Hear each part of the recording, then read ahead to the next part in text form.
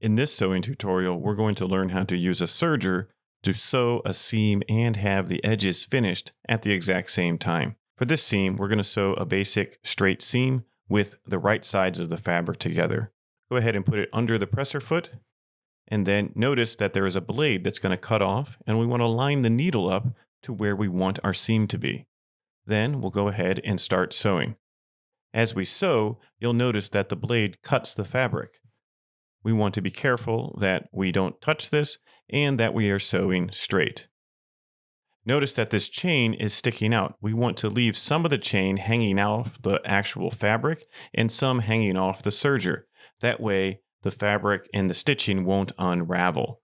You can secure this if it's not going to be encapsulated in a hem or other stitching. Once we have this, we can go ahead and take it to the iron and press it open. One downside of sewing a seam this way is that there's no room for redoing it if it doesn't fit. So you want to make sure you're very accurate and you know where your seam should be. This can work very well on knit and stretchy fabrics. Sometimes on woven fabrics, it's better to stitch it first before sewing with the serger.